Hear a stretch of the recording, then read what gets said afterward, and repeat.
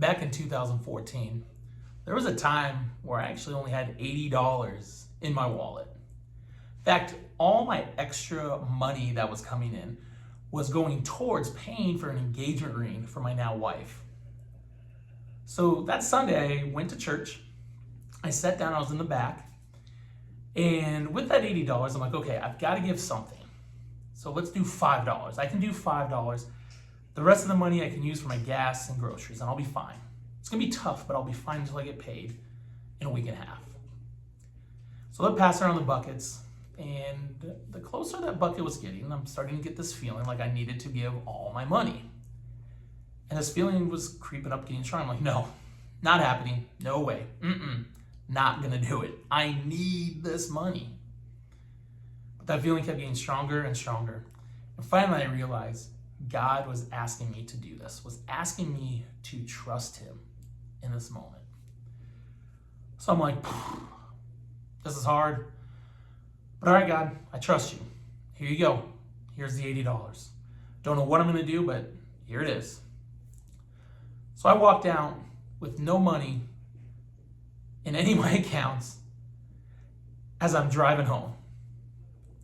Well, I get home and my mom actually brought home groceries for me. I didn't even ask her to bring groceries, but she bought groceries for me, gave me groceries. I ended up getting a raise later that week.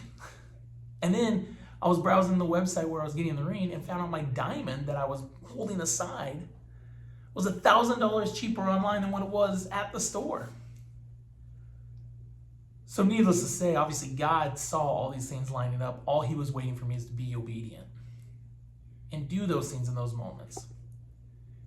Now, being generous doesn't mean that you're going to always get something back in return.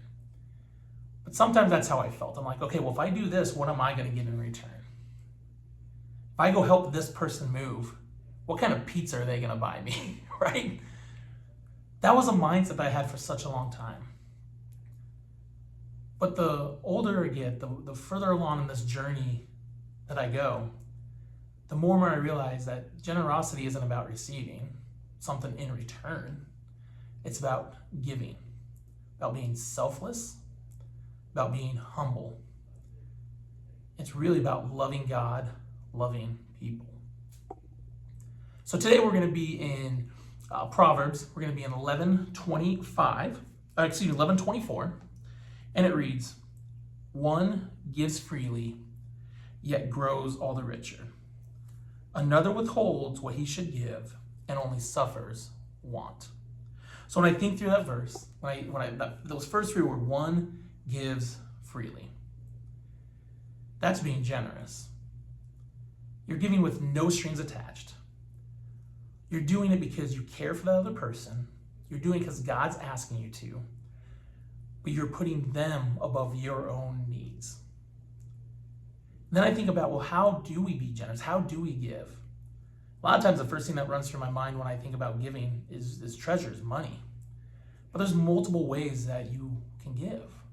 I think about the 3 T's: time, talent, and treasure. When we think through time, what does it mean to give your time? I know we have that 4-letter word, busy, which is a tough word to break out of the habit of. But a lot of times when we're not willing to give up our time, it's because we're quote unquote busy. But how do we do that? You can serve at church. You can lead a small group. You can go to a food bank and serve there, help the community. What about talents? Well, I talked about moving earlier, right? I'm a big guy. I can help people move. I can do some things like that. Like, how do you use your talents to help support somebody in need? And then obviously your treasure. Where are you giving your money? Where are you tithing? Are you giving to the church? Are you giving to charities or foundations that match your beliefs? What is it? How are you doing this? And how are you giving generously? Remember, being generous is a no strings attached type of attitude. You're giving because God's asked you to, not because you're expecting something in return. This week, I would like to challenge you. When we think about the 3 T's, where's one area that you can step into that you can be generous with? A great example would be the moving. if somebody asks you to move, instead of expecting them to provide pizza, maybe you can be generous and surprise them and bring a pizza to them that you all can enjoy as you support them in moving.